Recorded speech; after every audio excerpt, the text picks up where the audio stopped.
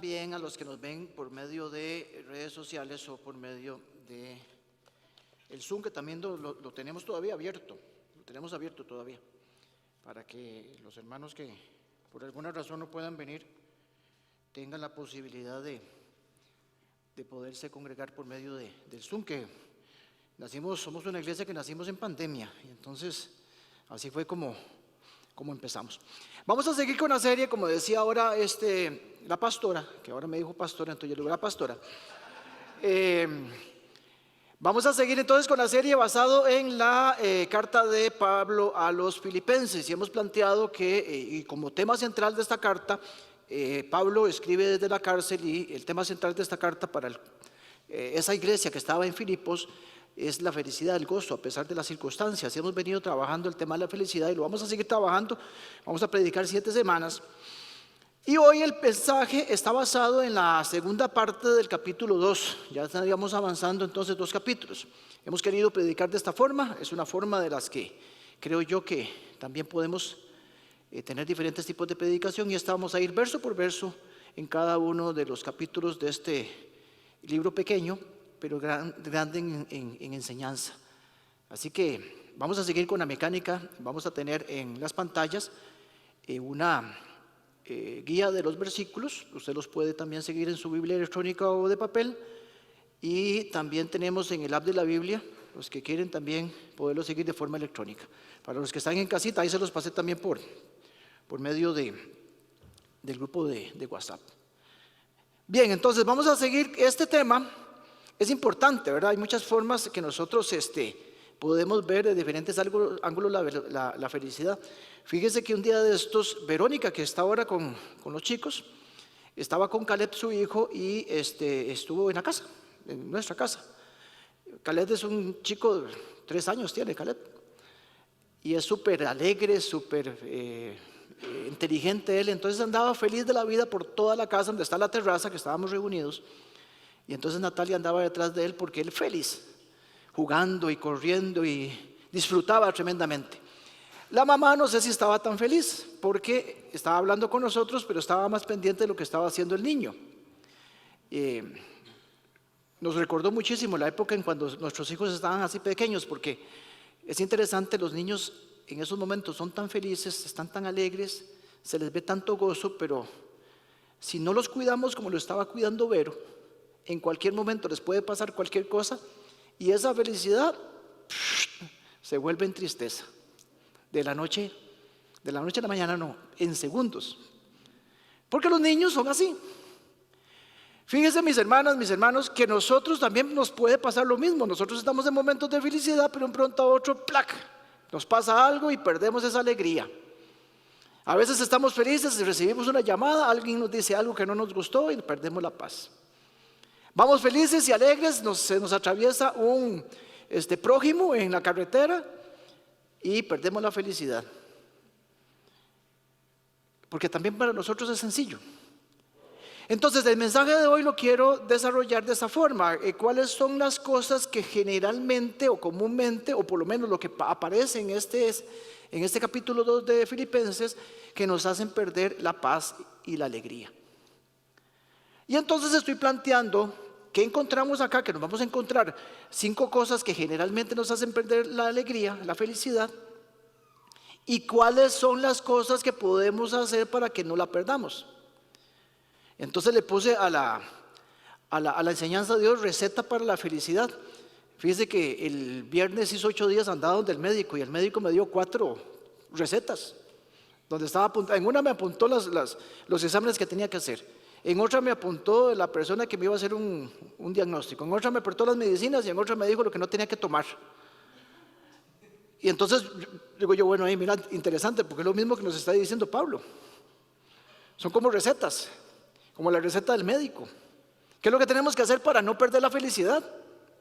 Porque es facilísimo, así como Caleb, facilísimo pasar de momentos de felicidad a pasar momentos de tristeza o de amargura. Entonces vamos a establecer la enseñanza. Vamos a encontrar 5 cosas y 5 antídotos, 5 vacunas, 5 remedios, 5 medicamentos, entre comillas, para que nosotros, mis hermanos, mis hermanas, no perdamos la felicidad. Así que leemos, aparecen en sus pantallas y hoy vamos a leer en la nueva versión internacional, que es la versión que hemos venido desarrollando en esta serie en Filipenses. Leo para ustedes, aparecen en su pantalla. Queridos amigos, dice Pablo en el versículo 12, queridos amigos, siempre siguieron mis instrucciones cuando estaba con ustedes y ahora que estoy lejos es aún más importante que lo hagan. Esfuércense por demostrar los resultados de su salvación, obedeciendo a Dios con profunda reverencia y temor. Pues Dios trabaja en ustedes y les da el deseo y el poder para que hagan lo que a Él le agrada. Hagan todo sin quejarse, sin discutir, para que nadie pueda criticarlos. Lleven una vida limpia e inocente como corresponde a hijos de Dios y brillen como luces radiantes en el mundo lleno de gente perversa y corrupta. Aférrense a la palabra de vida. Entonces el día que Cristo vuelva, me sentiré orgulloso de no haber corrido la carrera en vano, de que mi trabajo no fue inútil. Sin embargo, me alegraré aun si tengo que perder la vida derramándola como ofrenda líquida a Dios, así como el fiel servicio de ustedes también es una ofrenda a Dios. Y quiero que ustedes participen de esta alegría. Claro que sí, deberían alegrarse y yo me gozaré con ustedes. Oramos. Bendito y precioso Señor, nos ponemos delante de ti para primero bendecir tu nombre, alabarte, dándote gracias, Señor, por la oportunidad que tenemos de escuchar de tu palabra. Gracias porque lo podemos hacer en un país donde lo hacemos libremente. Gracias, Señor, porque tenemos medios electrónicos y hermanos, hermanas que se están conectando, que verán el video grabado. Y aquí los que estamos acá, Señor, que queremos buscarte, saber de ti, conocerte más, porque te queremos imitar, porque somos tus discípulos. De mi parte, Señor, límpiame nuevamente, Señor, lo necesito. Unge mis labios, que sean tus palabras y no las mías, que sea tu mensaje y no el mío, Señor. Yo nada más quiero presentarlo a tu iglesia. Yo te pido en el nombre de Jesús, Señor, que tú llenes este lugar, que nos des la habilidad para poder entender, la concentración, Señor, para poder llevarnos todo esto, Señor, e irlo a aplicar en nuestro día a día, que es lo que tú nos pides que siempre hagamos. Te oramos, Señor, en el poderoso nombre de nuestro Señor Jesucristo. Amén. Amén. Bien, vamos a recordar que Pablo está escribiendo esta carta desde la cárcel. Él había pasado una cantidad de juicios, por decirlo así, se había presentado durante prácticamente 2 años aproximadamente, que iba de un administrador o rey a otro en juicio, hasta que lo llevan a Roma. Y es en Roma donde la mayoría de los estudiosos coinciden en que esta carta se escribió estando en la cárcel en Roma. Él había pasado por una serie de juicios y la mayoría, todos esos juicios fueron ilegales o fueron injustos, porque él no había hecho nada.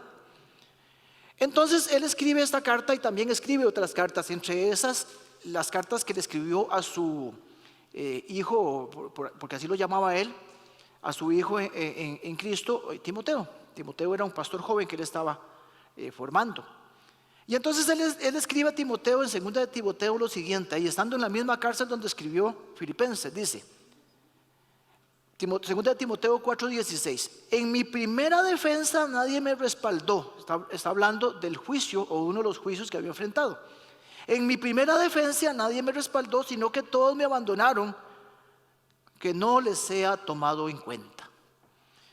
Vemos a Pablo en este momento sumamente solo, o sea, de por sí estar en la cárcel, estar preso, va a tener un momento de soledad, no va a tener a sus amigos, quien apoyarse, sus familias, lo que sea.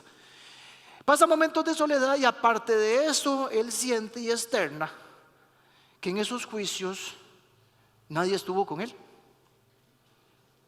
Sin embargo, vea qué interesante la posición de Pablo. A pesar de estar en esa situación y a pesar de él mismo manifestar que afrontó esos juicios solo, porque nadie había ahí para poderle decir al juez, este hombre es justo, este hombre es bueno, este hombre no ha hecho nada, él afrontó eso solo. Él dice, realmente no me importa, o sea, realmente eso no me afecta, eso no me amarga, eso no me hace entristecerme, sino que él dice que no se le toma en cuenta a nadie esa aptitud que tuvieron conmigo. Y entonces vemos a Pablo, un Pablo que está afrontando la soledad de una muy buena forma, con gozo, lleno del Señor, bendiciendo a las demás personas, escribiendo esas cartas que hoy las tenemos a disposición de nosotros y es palabra de Dios para enseñarnos, para corregirnos, para instruirnos. Es interesante esto porque una de las cosas, y vamos con la primera cosa que nos roba la felicidad, es la soledad. Cuando nosotros estamos solos, nos sentimos vacíos, porque nosotros fuimos creados para estar en comunidad, para vivir en comunidad. El Señor así nos hizo. Entonces la soledad es uno de los portillos en que entran esos malos pensamientos y después en depresiones, en tristezas. ¿Cómo afronto la soledad? ¿Cómo hago para que esa soledad y esos momentos de soledad, esos pensamientos en soledad no me embarguen y no provoquen que mi felicidad se escape como en una válvula? La palabra de Dios dice que yo entonces debo, para combatir, es el antídoto para combatir la soledad que me roba la felicidad. Yo siempre debo recordar que Dios está conmigo siempre. Pero muchas veces se nos olvida. La promesa del Señor es: estaré con ustedes siempre. Y entonces nosotros no tenemos que afrontar la vida solos, no tenemos que afrontar las situaciones solos, no tenemos que comernos las broncas, como está de moda la palabra, solos. No tenemos que enfrentar nuestros problemas solos. Pablo lo dice así, verso 13, está en su pantalla y aparece en colores. Dice: pues Dios trabaja en ustedes. El Señor está en usted. Si sos hijo de Dios, si aceptaste a Cristo como Dios y Salvador, si sos parte de la familia de Dios, si le entregaste tu vida a Dios, Dios habita en usted. Dios mismo. Entonces no estamos solos. Que muchas veces nosotros decimos: es que ya no lo puedo afrontar. No estás tomando en cuenta a Dios. Es una palabra interesante porque la palabra dice Dios trabaja. Es una palabra que cuando uno la estudia desde la raíz donde fue escrito la carta a Filipenses o el Nuevo Testamento, que es en griego, más bien la palabra significa, más está en fuerza, en energía. De hecho, la palabra se pronuncia energos, de energía. Esto quiere decir que cuando Pablo dice que Dios trabaja, es que Dios nos da el poder, nos da la energía, nos da las posibilidades de que nosotros nos empoderemos y podamos hacer cosas que solos no pudiéramos hacer. ¿Cómo eran los discípulos de Jesús antes de que recibieran el Espíritu Santo y antes de que el Espíritu Santo habitara en ellos? Eran miedosos. Pedro negando al Señor. Esos pescadores. Todo el mundo, cuando apresaron al Señor, todo el mundo se escondió, nadie estaba ahí, solamente Juan. Pero después de que recibieron al Señor, eran personas que predicaban, no tenían miedo, valientes, usadas por el Señor. En su primer sermón, Pedro predica para 3,000 personas y dice la palabra de Dios que se convirtieron 3,000 personas en esa primera predicación de Pedro, que apenas unos días antes había negado al Señor y había tenido miedo. Entonces, de igual forma, nosotros tenemos que entender que el Señor no solamente está con nosotros, sino está en nosotros. Y nos da la posibilidad a nosotros de poder tener ese poder que solamente da el Espíritu Santo de Dios para hacer las cosas que Él nos ha pedido que hagamos. Con valentía. Con ese impulso que solamente da el Espíritu Santo. Pues Dios trabaja en ustedes. En ustedes.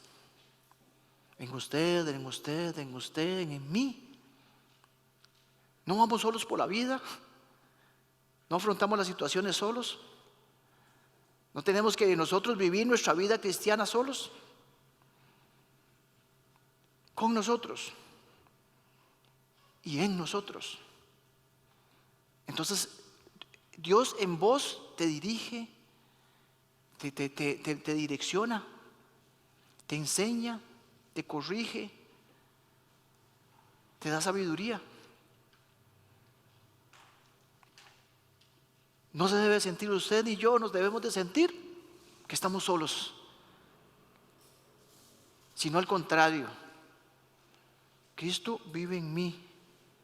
Ya no vivo yo, sino Cristo vive en mí, como decía Pablo.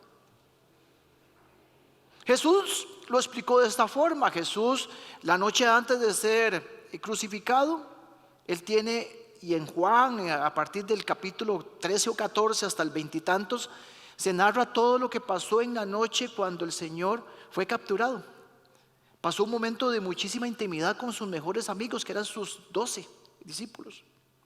Y él cenó, le lavó los pies, conversaron. Él oró por ellos, oró por nosotros, porque dice la palabra de Dios que él oró por aquellos que iban a creer. Entonces oró por usted. Él habló y explicó y enseñó una serie de cosas. Y él dijo lo que está escrito en Juan 14, 18 y 20. Dice: no los voy a dejar huérfanos. Él sabía que se iba a ir. No los voy a dejar huérfanos, volveré a ustedes. Es una promesa del Señor. Dentro de poco el mundo ya no me verá más, pero ustedes sí me verán. Y porque yo vivo, también ustedes vivirán. Verso 20. En aquel día ustedes se darán cuenta que yo estoy en mi Padre, y ustedes en mí, y yo en ustedes. Eso es palabra del mismo Jesús, diciéndonos: estaré con ustedes siempre. Entonces eso es lo que nosotros tenemos que hacer todos los días, todas las mañanas. Antes de salir a hacer cada una de nuestras actividades, nosotros tenemos que decir: no estoy solo. Cristo está en mí. Esto no es un problema, esto no es una situación, esto no es un cansancio, esto no es algo que voy a enfrentar solo, porque Cristo vive en mí, está conmigo en mí y camina para adelante y inicia su día. Esa es la forma en que tenemos que verlo. ¿Para qué? Para que eso sea como un antídoto para nosotros, no pensar y que esos problemas, que esas dificultades nos saquen y nos quiten la paz y nos saquen la felicidad. Ahora usted me puede decir: pastor, pero yo realmente no siento que sea un problema para mí, yo no me siento solo, realmente no creo que sea un tema que yo sufra, al contrario, me siento muy acompañado. Bueno, es que no estamos nosotros eximidos de en cualquier momento sentir soledad, porque nos va a pasar eventualmente, nos va a pasar a todos. Y si nos ponemos a pensar y a ver la vida de Jesús, nos damos cuenta que a Jesús le pasó.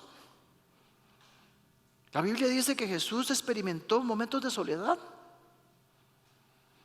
El propio día que iba a ser capturado, el Señor dice que estaba muy angustiado él, y que él oraba y que su sudor era como de sangre.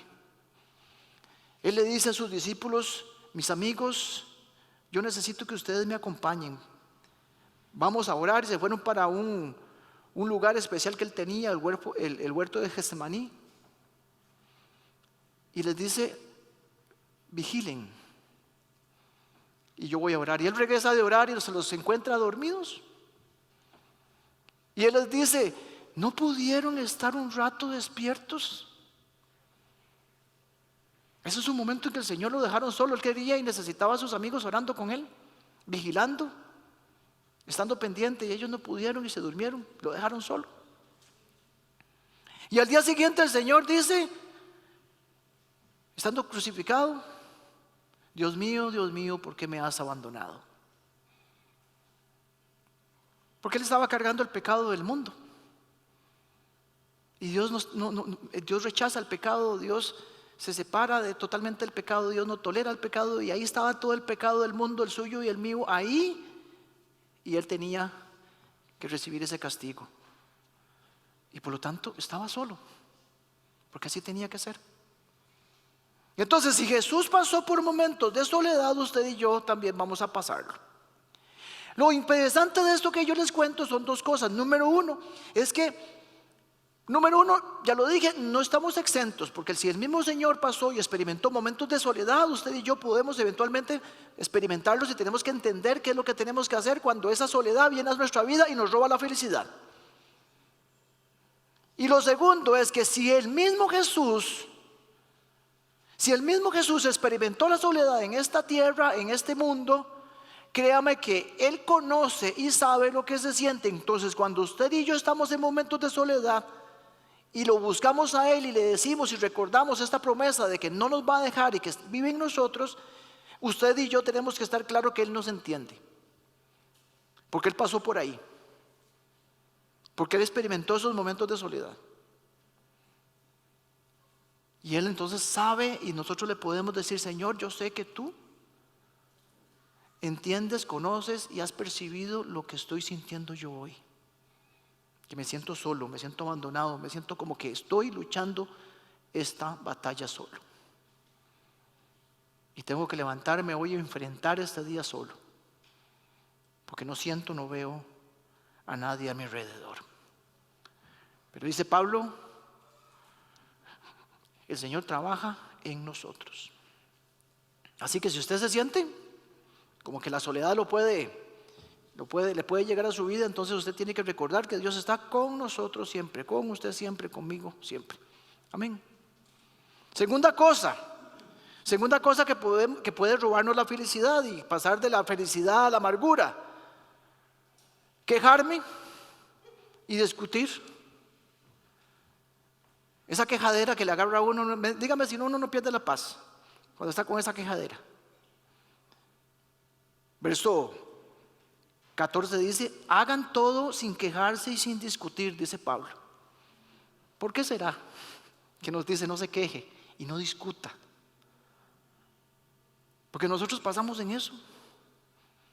Es un hábito, de hecho, y vuelvo a insistir lo que les he dicho en toda la serie: son cosas que uno sabe que no tiene que hacer, pero muy difíciles de aplicar, porque cuesta. Entonces esto no es física de la NASA, es algo simple lo que estamos viendo, pero muy difícil de aplicar.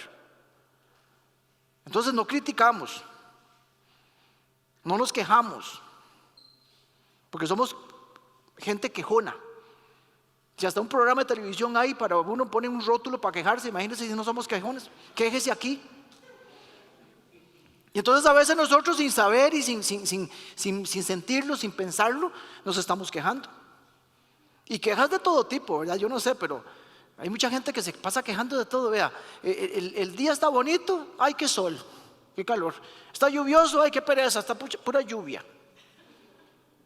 Entonces, si el día son como negativos, ¿verdad? El día puede estar como sea y se andan quejando. Ay, qué calor, ay, qué pereza, ay, qué difícil esto, ay, qué frío. Vea, van a un restaurante y dicen: ay, qué parqueo más chiquitillo. Van al supermercado: ay, qué fila. Es una pura quejadera. Entonces, ¿qué? ¿No tienen paz? Y es quejes y quejes y quejes. Van de paseo y dicen: ay, pero qué largo. Solo a mí me pasa, ¿no? O serán gentes de otras iglesias, aquí no. Otra gente se queja al estilo mártir. ¿Quién es el que se queja al estilo mártir? Aquel que se autocompadece. Ay, es que mi jefe no me entiende, mira cómo me persigue a mí mi jefe. Me tiene entre ojos ese jefe. Y en los compañeros de trabajo: ay, nadie me entiende, nadie me colabora. Uno tiene que andar haciendo solo las cosas porque nadie colabora aquí en esta compañía.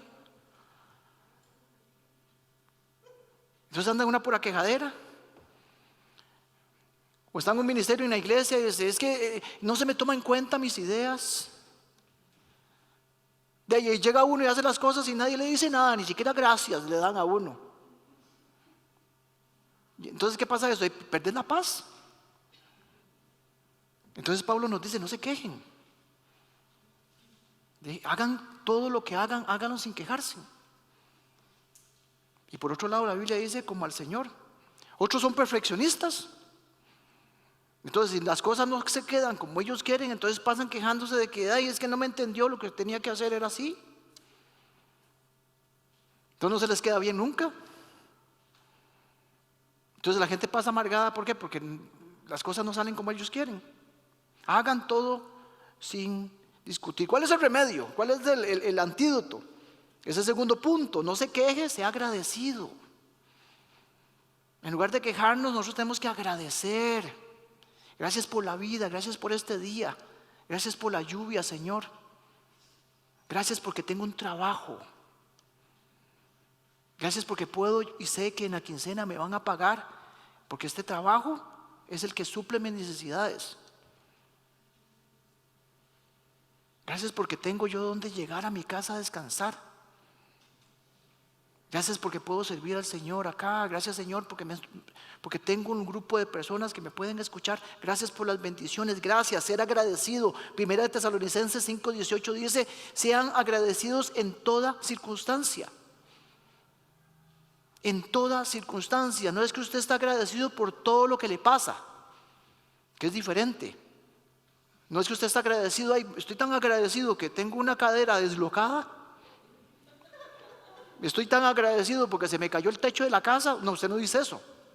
Usted está agradecido a pesar de su enfermedad, porque Dios es fiel y Dios sana. Y Dios va a sacar lo mejor de esta enfermedad.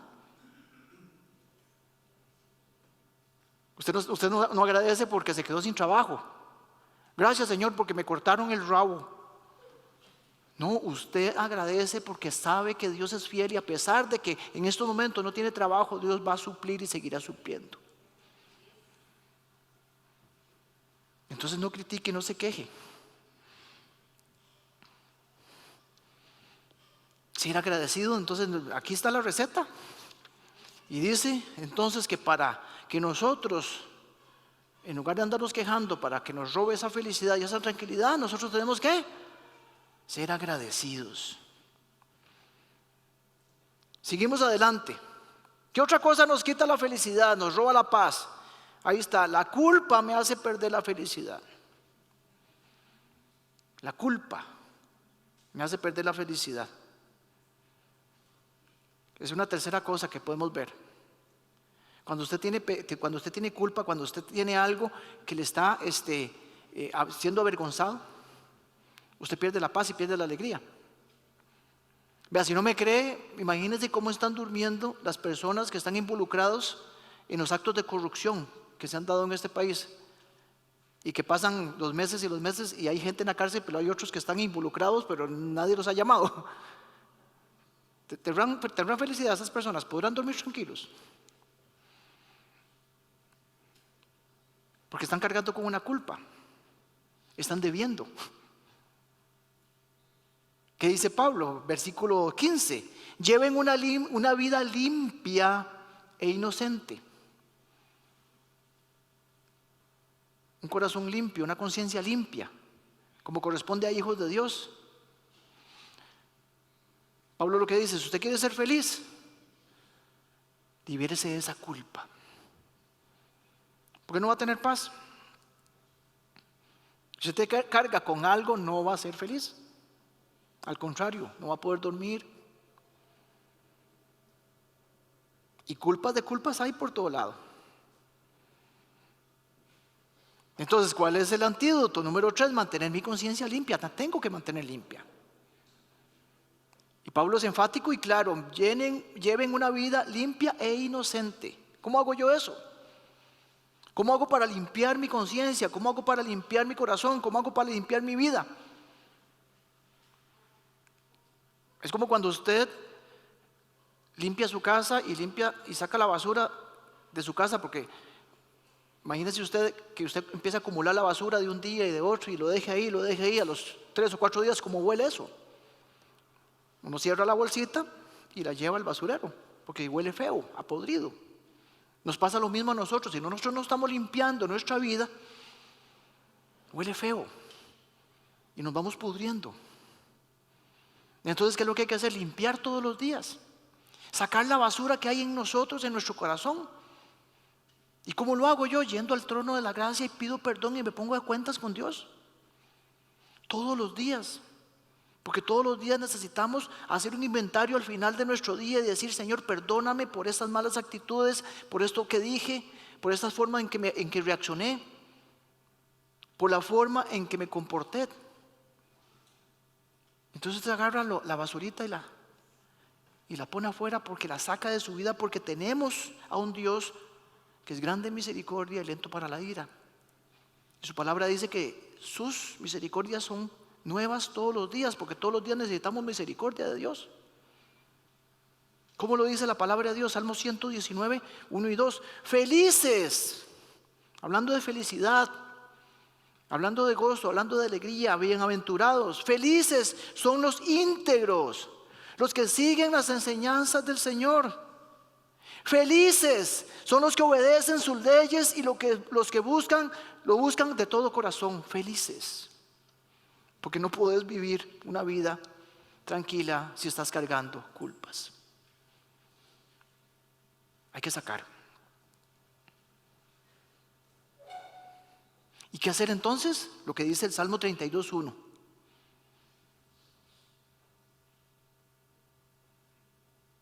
Podemos decir entonces así, orar esta palabra: oh, qué alegría para aquellos a quienes se le perdonan la desobediencia y a quienes se les cubre su pecado. Sí, qué alegría para aquellos a quienes el Señor les borró la culpa de su cuenta, los que llevan una vida en total transparencia. Qué alegría, qué gozo para los que podamos nosotros limpiar. Y para eso tenemos un Dios que dice: lleguen con un corazón abierto, confiesen sus pecados y liberar eso. Porque si cargamos culpas, si cargamos pecados, si tenemos nuestra casa sucia, no vamos a ser felices. Pureza de corazón nos está pidiendo el Señor. ¿Y cómo lo logramos? Solamente yendo al trono de la gracia, confesar nuestros pecados todos los días, que no se nos olvide, mañana y tarde: Señor, perdóname,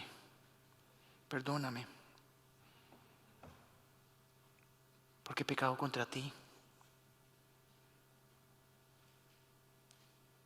Es casi que debe ser un hábito de todos los días, porque todos los días pecamos, todos los días necesitamos misericordia del Señor. Amén.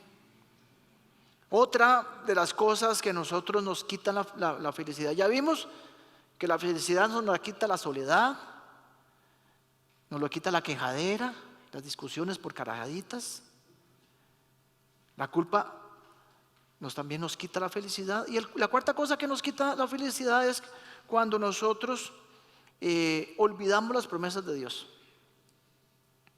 Cuando nosotros no tenemos esperanza, cuando no esperamos nada de Dios. Eso nos quita la felicidad. ¿Por qué? Porque si nosotros no tenemos esperanzas, porque no estamos esperando nada.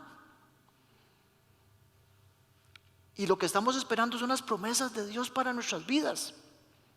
Estamos esperando que Él nos lleve al cielo. Estamos esperando que Él nos termine de formar, de instruir, de edificar. Estamos esperando que siempre va a estar Él con nosotros. Estamos esperando que Él haga la obra en nosotros. Estamos esperando que el Señor sea glorificado en nuestras vidas, que cada vez seamos más parecidos a Él. Estamos esperando que Él nos utilice para cosas buenas. Estamos esperando que su bondad y su misericordia nos persiga todo el tiempo. Su fidelidad. Ahora cantábamos una canción que decía que nosotros nos persigue su fidelidad. Eso tenemos que nosotros esperarlo. Pero si no estamos nosotros pendientes de esas promesas, es más, si nosotros se nos olvidan esas promesas, si nosotros no conocemos esas promesas, si no las sabemos, si no las hemos descubierto, ¿qué estamos esperando? Vivimos una vida sin esperanza. Y donde no hay esperanza no hay gozo, no hay alegría, porque no estaríamos esperando nada. Me decía una persona hace unos días que estábamos conversando que sentía como ataques de pánico.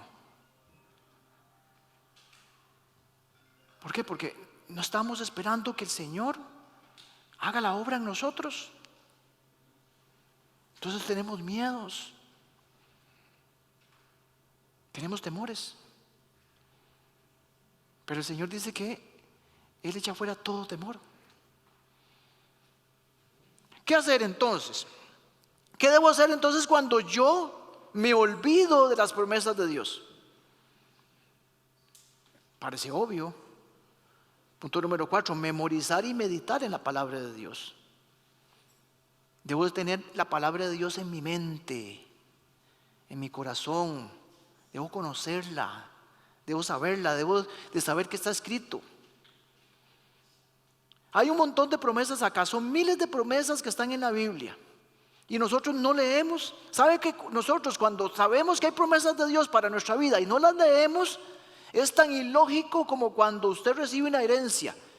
Y hay un tío ahí que tiene mucha plata y le deja una herencia, le deja un testamento. Imagínese usted. Entonces, usted agarra el testamento y dice, no, yo no lo quiero leer. La verdad es que usted lee el testamento para ver qué es lo que le dejó el tío rico. Y entonces, ¿por qué no leemos? Porque aquí están las cosas preciosas y bellas que el Señor nos ha dejado para nosotros. Pero no lo leemos. No lo queremos descubrir, no lo queremos saber. No es ilógico, mis hermanos. ¿Qué es lo que dice Pablo? Pablo lo dice en el versículo 16. Dice, aférrense a la palabra de vida. Sosténgase en las promesas de Dios que están en la Biblia. Agarre las promesas de Dios y haga las suyas. Aférrese a las promesas de Dios.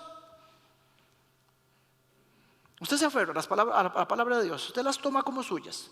Usted las reclama. Usted las pide que sean en su vida. Se sostiene. Eso es lo que nos está diciendo Pablo. Yo debo aferrarme. Yo debo tomarme de esas promesas. Vea. De hecho, acabamos de ver ¿qué podemos llevar acá? 10 minutos de estar hablando de 3 promesas que están aquí en su bosquejo. La promesa número 1, Dios va a estar con nosotros siempre. Promesa número 2, si soy agradecido estaré lleno en gozo. Promesa número 3, Dios me perdona y borra todos mis pecados. Eso me lo tengo que llevar toda la semana. Lo tengo que guardar en mi corazón y en mi mente. Con eso yo voy a iniciar la semana. De eso yo me voy a agarrar, de eso me voy a aferrar esta semana. ¿Sabe cuál es el problema?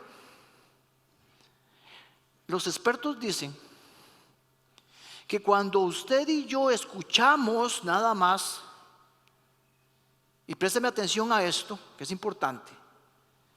Lo que usted escucha, una predicación como hoy,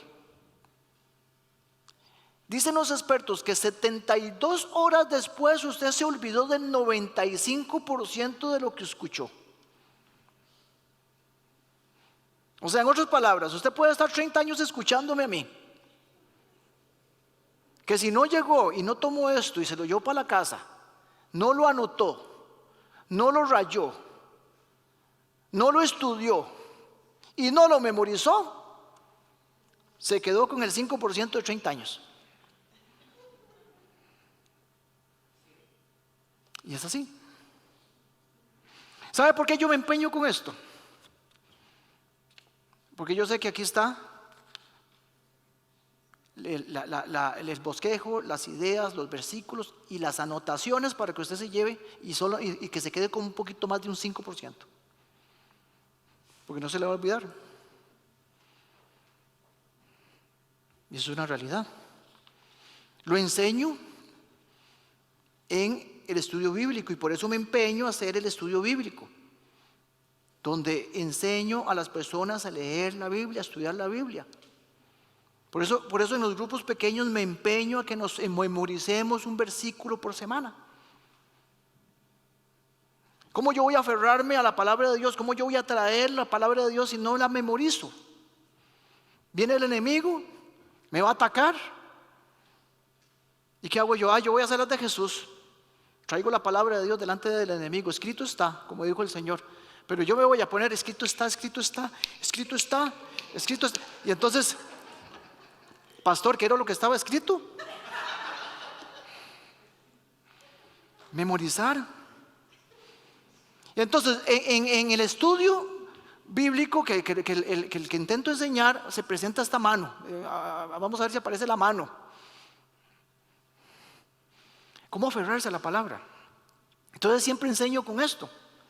Entonces yo digo que aferrarse a la palabra, agarrar la palabra de Dios es como una manita. Un dedito es oír la palabra, que es lo que estamos haciendo ahora, o lo escuchamos en un sermón, en un video, en un audio. El otro dedo representa el leer. Aquí lo leemos también, pero hay que llevárselo a la casa para leerlo. Así como hace doña Cinia, que dice doña Cinia, yo pastor me lo llevo, las escucho 3 veces y leo y no me alcanza el papel, deme un papel más grande. Ahí le dejé un papel grande, doña Cinia. No se lo dieron, porque dice que no le alcanza. Así tiene que ser, leer, anotar, estudiar. La diferencia entre leer y estudiar es un lápiz. ¿Qué tenemos que hacer también? Memorizar. Ya lo dije, es importante memorizar. ¿Y qué tenemos que hacer? Meditar. Pensar en la palabra, volverlo a pensar, la vuelvo a leer, medito en el Señor, espero que Él me hable. Meditar en lo que escuché el fin de semana, volverlo a repasar, volverlo a leer. Leo los versículos anteriores, leo los versículos para abajo y aplicar. Si usted viene acá un fin de semana y solo escucha la palabra, es como si usted estuviera agarrando la Biblia con el meñique. Así. Es más, si usted solamente lee y escucha, usted es como si estuviera agarrando la Biblia con estos 2 dedos nada más. Usted tiene que agarrar la Biblia, yo tengo que agarrarla así, con toda la mano, porque el enemigo no me la va a poder quitar. Porque si yo solo la escucho, la voy a perder, porque ni siquiera la estoy sosteniendo con el meñique. Entonces es con todo eso. ¿Cómo me aferro? Oyendo, leyendo, memorizando, estudiando, meditando y aplicando. De lo contrario, no lo voy a lograr. Así que llévese la hojita, porque es una decisión personal. Y cada quien decide qué es lo que va a hacer con la palabra que escucha. Salmo 119, 16, en Reina Valera contemporánea, aparece en su pantalla, dice: mi alegría, que estamos hablando en toda la serie, mi alegría es el cumplir tus estatutos, no me olvido de tus palabras. Memorizo, aplico y me lleno de gozo. ¿Querés ser una persona alegre, llena de gozo? Ahí está la clave. No lo digo yo. Otra de las cosas en las cuales yo pierdo la felicidad, lo hemos hablado durante 2 o 3 mensajes, no voy a profundizar en el concepto, pero ya lo hemos visto. Cuando yo tengo una vida egocéntrica, cuando yo solamente pienso en mí, cuando no pienso en los demás, ni sirvo a los demás, ni ayudo a los demás, cuando vivo una vida aislada, yo no puedo ser feliz. Yo pierdo la felicidad. El Señor no nos hizo para vivir solos. El Señor nos diseñó y diseñó el mundo para que nosotros ayudemos, para que vivamos en comunidad, para que compartamos, para que tengamos conexiones, para que seamos de bendición para otras personas. Entonces, una vida solitos, cuando yo solamente pienso en mí, eso me roba la felicidad. Y de hecho que hablábamos y relacionábamos nosotros con las relaciones. No tenemos relaciones buenas y sanas con las demás personas. ¿Por qué? Porque creamos anticuerpos. Si no soy humilde, si no me preocupo por las demás personas no se van a acercar, más bien me van a separar. Y no voy a ser feliz de esa forma. ¿Qué es lo que tengo que hacer? Redireccionar mi visión. Cambiar mi enfoque. En lugar de enfocarme en mí mismo, me enfoco en las demás personas. ¿Qué es lo que dice Pablo? Pablo lo dice en los versículos 17 y 18. Dice: sin embargo, me alegraré aun si tengo que perder la vida derramándola como ofrenda líquida a Dios. Recuerde que él estaba en la cárcel y estaba casi que a punto de ser juzgado, o más bien de ser ejecutado. Entonces Pablo podría estar esperando la muerte, pero dice que él podría perder la vida, pero se alegra. ¿Por qué? Porque su vida estaba siendo sacrificada por el servicio que estaba dando a las demás personas habiendo predicado el evangelio.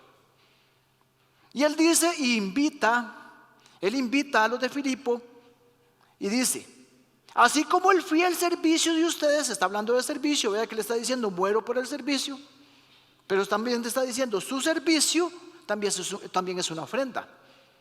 Ellos no estaban en peligro de muerte, pero podían entregar su vida como ofrenda de servicio. Y Pablo lo que afirma y lo que dice es: así que todos participarán de esa alegría. Él está asociando en estos versículos, lo que está asociando es el servicio y la entrega con la alegría. Eso es, Pablo insiste mucho en ese concepto, por eso lo hemos dicho tantas veces, porque es el concepto central, tema central de la carta. ¿Cómo estoy feliz? Dando. El Señor lo decía así. El Señor decía: hay más bendición, hay más alegría, hay más gozo en dar que en recibir. Así lo expuso Jesús. Entonces, así como los filipenses no estaban arriesgando su vida, nosotros tampoco, mis hermanos. Ni estamos a punto de morir, ni estamos en una cárcel, pero nosotros podemos entregar parte de nuestra vida al servicio. Ya lo hemos hablado, no quiero profundizar en el tema, pero sí quiero profundizar en el antídoto. Recuerden que estamos viendo la receta. ¿Qué es lo que pasa con la receta? Debo yo cambiar el enfoque. ¿Cómo lo cambio? ¿Cómo me redirecciono de verme a mí mismo por mi naturaleza humana y pasar a ver las necesidades de las demás personas? Pablo en el resto del capítulo está exponiendo la vida de dos personas. Entonces uno se pone a pensar, bueno, Pablo, como que cuando uno estudia esto, digo, Pablo como que se desvió. Y entonces ya yo estaba pensando en cortar la enseñanza ahí.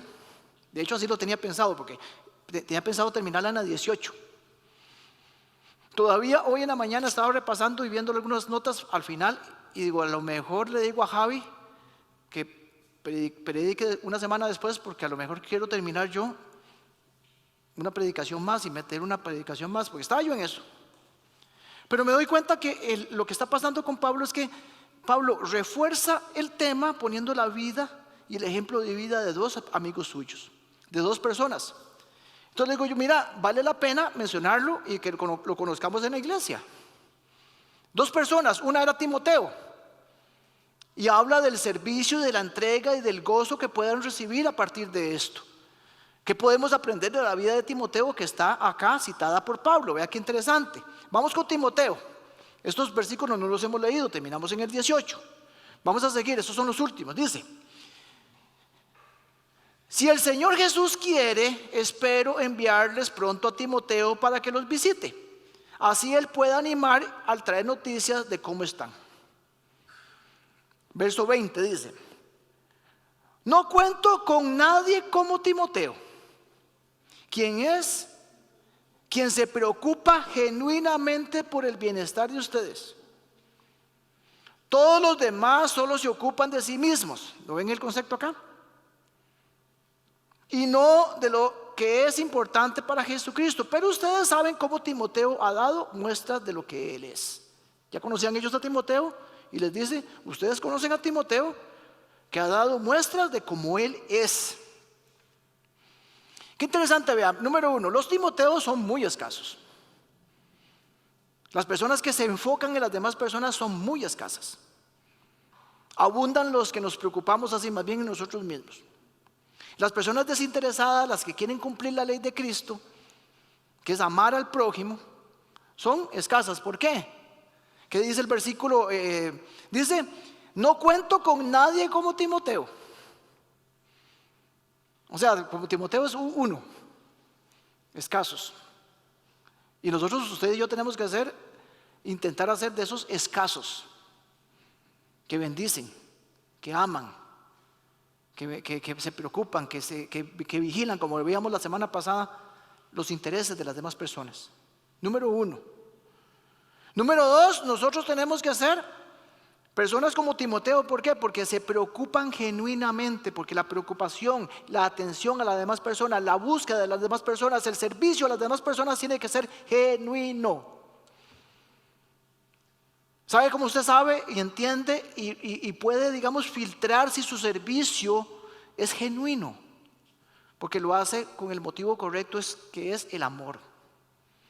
Si lo hace porque es muy chiva servir, si lo hace porque me voy a sentir bien sirviendo, si lo hace porque yo no puedo quedarme solito y todo el mundo sirve, yo me quedo solo y me van a decir que yo no sirvo porque no sirvo.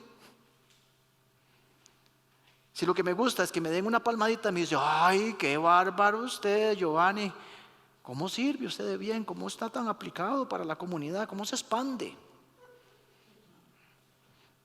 Es por el amor al prójimo.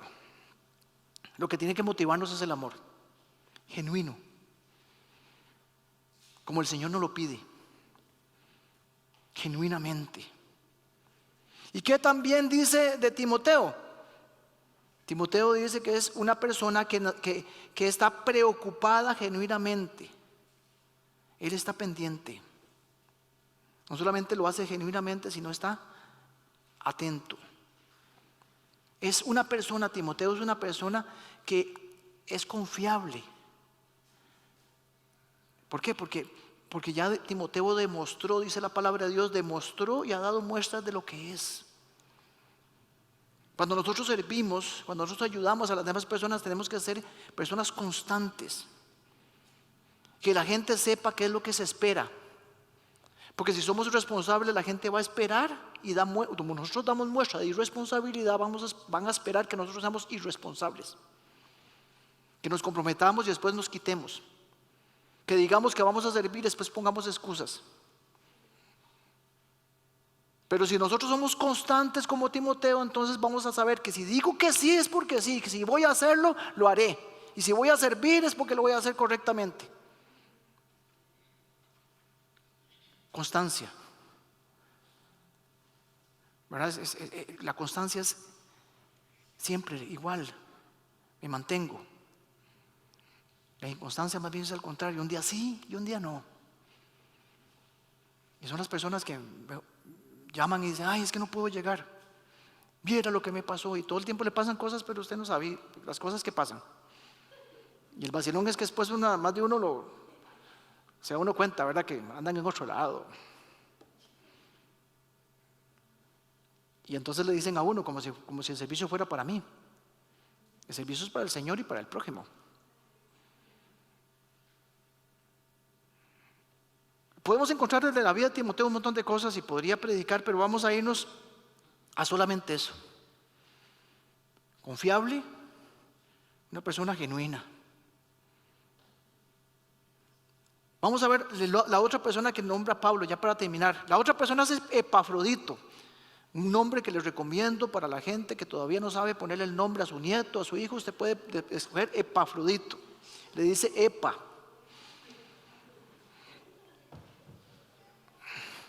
¿Cómo era Epafrodito? ¿Qué dice Pablo de Epafrodito? Dice, mientras tanto, verso 25, mientras tanto, pensé que debería enviarles de vuelta a Epafrodito.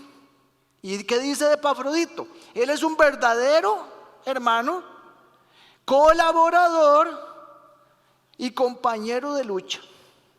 Además, fue el mensajero de ustedes para ayudarme en mi necesidad. Ahí está como Epafrodito dice que es un verdadero hermano, colaborador y compañero de lucha.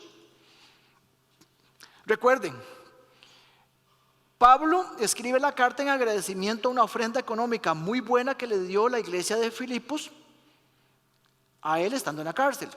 ¿Cómo llegó esa ofrenda? Llegó por medio de Epafrodito. Epafrodito tenía dos misiones: llevar la ofrenda y quedarse un tiempo con Pablo cuidándolo. Eso es, digamos, lo que él tenía planeado hacer. Él se enferma, lo vamos a ver en los próximos capítulos. Él se enferma y corre riesgo su vida. Entonces él dice, Pablo, mira, estoy pensando mejor en que Epafrodito mejor se devuelva para allá y vuelva a Filipos. Eso era lo que les estaba diciendo Pablo. Pero vamos las características. Cuando nosotros queremos enfocarnos en las demás personas, tenemos que ser como Timoteo y tenemos que ser como Epafrodito. ¿Cómo es Epafrodito? Epafrodito dice que es un verdadero hermano. Se los he dicho varias veces. Somos hijos de Dios aquellos que hemos aceptado a Cristo como Dios y Salvador. Y si usted aceptó a Cristo como Dios y Salvador, usted es hijo de Dios y tiene hermanos en la fe. Así que si usted vuelve a ver para un lado o para otro, y si los que están viéndome en el Zoom prenden las cámaras, todos ellos son hermanos en Cristo. Ahora, si yo soy hijo de Dios y todos ustedes son mis hermanos, ¿qué está esperando Dios de nosotros, sus hijos? Simple y sencillamente que nos comportemos como tales, como hijos de Dios. Y ustedes y yo tenemos que comportarnos como un verdadero hermano. Porque no somos cualquiera, no somos huérfanos, sino que somos hijos de Dios y hermanos en Cristo, y nosotros nos vamos a comportar como hermanos. Y hay cosas que chocan. Ayer estábamos comentando un poco las pastillas, las de la receta que me dio. Estábamos compartiendo con unos amigos y entonces hablábamos de un tema, digamos, de esto de los verdaderos hermanos, y hay cosas que chocan. Yo les decía, porque varias cosas les decía yo a ellas, y decía yo, vea, yo sé que eso les va a chocar, porque a veces choca. Todos somos todos somos creación de Dios, todos somos amados por Dios, pero no todos somos hijos de Dios. Eso es una verdad. Solo aquellos a los cuales nosotros le hemos entregado nuestra vida a Dios. Si usted no le ha entregado su vida a Dios, me busca al final y hablamos. Si usted siente que no le ha entregado su vida al Señor para participar y para ser parte de la familia de Dios, porque Juan 1:12 dice: a todos los que lo recibieran, a todos los que creyeran en su nombre, les dio la potestad de ser hijos de Dios. Porque somos adoptados. Eso tenemos que tenerlo claro. Entonces, como hijos de Dios, nosotros tenemos que comportarnos con nuestros hermanos. Y es la otra parte que choca. ¿Es más importante su familia espiritual que su familia? Y yo sé que va a chocar. Ve lo que dijo Giovanni, me van a decir. Es más importante su familia espiritual que su familia física. Porque su familia espiritual va a vivir en una eternidad con Cristo. Y usted con ellos. Y si en su familia corporal hay personas que no han recibido a Cristo, no van a estar arriba. No lo digo yo, lo dice la Biblia. Porque no es por méritos, no es por las cosas que hagamos, es por gracia, por la fe de creer en Cristo Jesús. Por eso insisto mucho que nosotros debemos de hablarles del Señor a nuestros familiares y asegurarnos que ellos reciban al Señor. ¿Cómo nos debemos comportar? Como verdaderos hermanos. Los hermanos se saludan, los hermanos se abrazan, los hermanos se preocupan por las demás personas. Los hermanos no entran acá y después se van. Los hermanos hacen conexiones. Los hermanos tenemos que interesar, conocernos. Porque a veces lo que hacemos nosotros en las iglesias es que está uno en una fila haciendo así en el supermercado y dice: mira, yo conozco a esa persona, y porque le conozco la nuca. O se lo topa uno y dice: mira, yo te conozco, a ver, date la vuelta para ver. Entonces uno se vuelve así: mira, sí te conozco, sí, claro, si vos sos el que te sentás adelante mío allá en la iglesia. Tenemos que conocernos, tenemos que hacer conexiones como verdaderos hermanos. ¿Qué más dice Epafrodito? Colaborador. Porque nosotros, mis amigos, mis hermanos, vea, tenemos que representar esto. Y no es porque juntos es la única iglesia que tiene que vivir esto. Todas las iglesias, la iglesia universal, la iglesia del Señor, tiene que vivir en armonía. Ya lo vimos, juntos. Entonces nosotros tenemos tenemos objetivos comunes. Tenemos un mismo propósito. Luchamos por las mismas cosas. Entonces nosotros, para poder cumplir el plan de Dios para nuestras vidas, tenemos que estar juntos y colaborarnos, no por separado. Tenemos que nosotros estar claros de que nosotros vamos a tener los mismos propósitos, los mismos objetivos, las mismas tareas, la misma misión. Y para lograrlo tenemos que colaborarnos, no lo hacemos solos.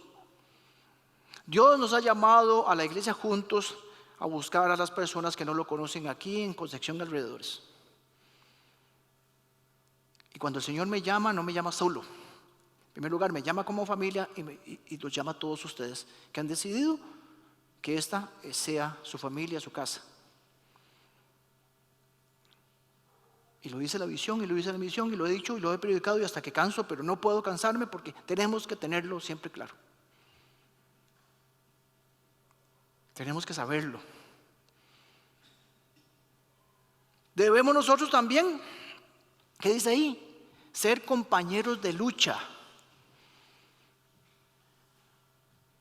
Nosotros aquí en la iglesia tenemos que ser compañeros de lucha. ¿Por qué? Porque nosotros tenemos una batalla espiritual. ¿Contra quién luchamos? ¿O es diferente el pisuicas con que usted lucha que con el que yo lucho? Las mismas tentaciones, las mismas situaciones, la misma lucha, el enemigo con las mismas prácticas de engañarnos. Y díganme ustedes, mis hermanos, mis hermanas, si la vida en Cristo, la vida cristiana, las personas que queremos ser como Cristo, que somos cristianos, díganme si no tenemos batallas día con día, con día, con día. Porque esto no es fácil. Porque nuestra naturaleza lo que nos hace es empujar para abajo como carretera en bajada. Y la vida en Cristo es complicada, es difícil y tenemos que lucharla. ¿Quién nos va a ayudar a seguir hacia adelante? ¿Quién nos va a levantar cuando nos caemos? ¿Quién nos va a dar ánimo? ¿A dónde los vamos a encontrar si no es aquí mismo en la familia? Todos vamos corriendo para la misma dirección, juntos, no por aparte. No vas a llegar a ser la mujer y el hombre que Dios quiere que seas si no vivís en comunidad, en una familia espiritual, en la familia de Dios, en la iglesia. Es aquí donde se aprende.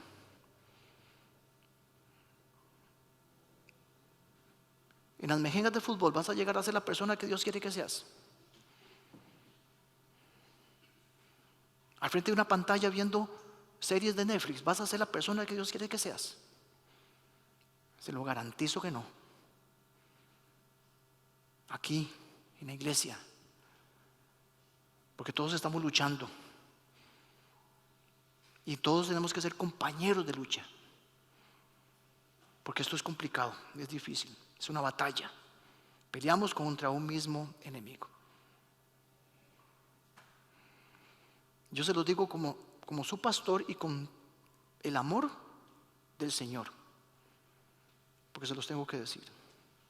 Esto es algo que tenemos que aprender. Vivir en comunidad. Pertenencia. Conexión. Que nosotros sintamos arraigo. Porque la iglesia no es un lugar donde vos venís, es un lugar donde vos perteneces. Y todas las cosas las tenemos que nosotros pensar que somos hermanos. Y que esas conexiones las tenemos nosotros como responsables nosotros mismos. Y si no, ¿a dónde vamos a aprender? Aquí en la iglesia vamos a aprender todo eso. Cierro con el siguiente versículo, está en 1 Corintios 10:33. Dice: no hago solo lo que es mejor para mí, hago lo que es mejor para otros, a fin de que muchos sean salvos. Eso es lo que tenemos que hacer. ¿Quieres ser feliz? Yo quiero ser feliz. Por lo tanto, que no nos roben la felicidad. Tomemos la receta y hagámosle caso al médico. Y si cualquier cosa, ponga la alarma, como yo, que ahora sonó la alarma para poder tomarme las pastillas. Sí la oyeron todos, ¿verdad?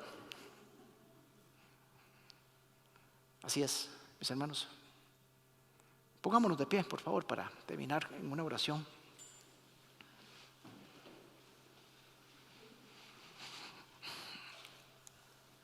Yo no sé si usted, alguno de nosotros que esté acá, esté total y completamente seguro que le entregó su vida a Dios. Si no es así,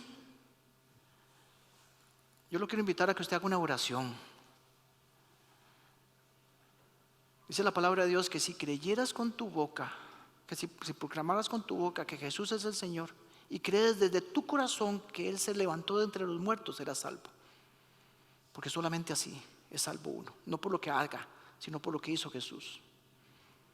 Dice la palabra de Dios que a todos los que creyeran en Él,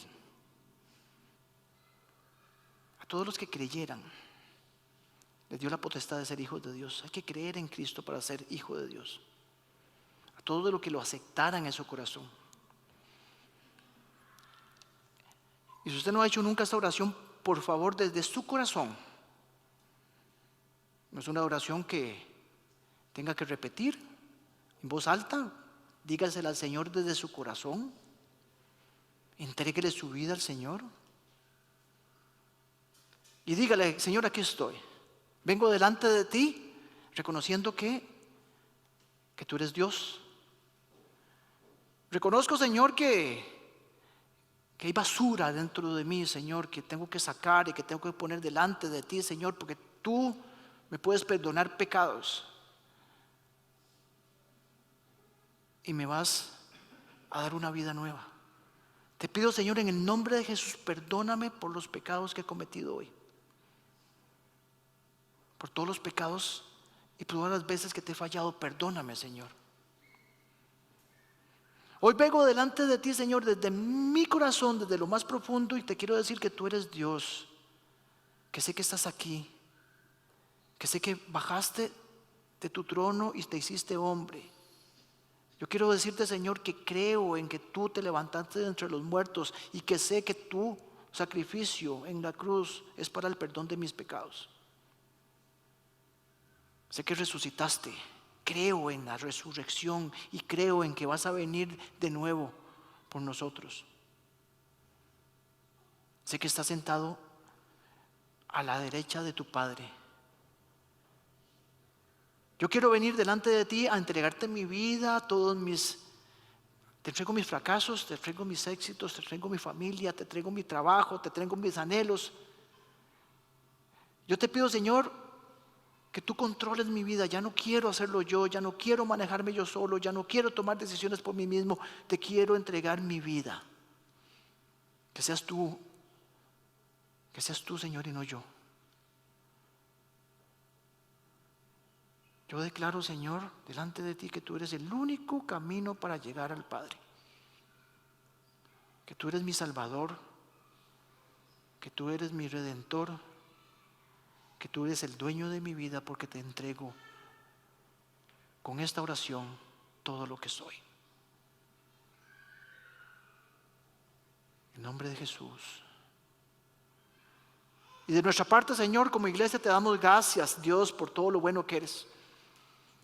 Yo te pido, Señor, en el nombre de Jesús, que tú bendigas a cada uno de mis hermanos. Yo los bendigo en el nombre del Padre, del Hijo y del Espíritu Santo, en tu nombre.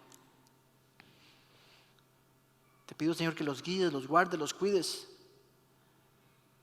Dale, Señor, de tu Espíritu para poder obedecer todo lo que tú nos has mandado. Ábrenos el corazón y danos un corazón como el tuyo, que entregó, que dio, sin pedir nada a cambio, sin exigir nada. Yo quiero, Señor, comprometerme delante de ti a que voy a buscarte más en intimidad y a buscar más a mis hermanos, a mi prójimo, para poderlos ayudar, poderlos apoyar, poderlos abrazar, poderlos conocer. Gracias, Señor, por la posibilidad que nos das de poder escuchar de tu palabra. Gracias por instruirnos. Gracias por hablarnos, Señor. Y te pido, Señor, dominio propio para aplicar todo esto. Gracias por esta comunidad de fe. Gracias por esta que es mi familia. Gracias, Señor. Danos guía, Señor. Te damos la gloria a ti, porque tú eres cabeza de tu iglesia. En el nombre de Jesús. Amén y amén. Gloria al Señor.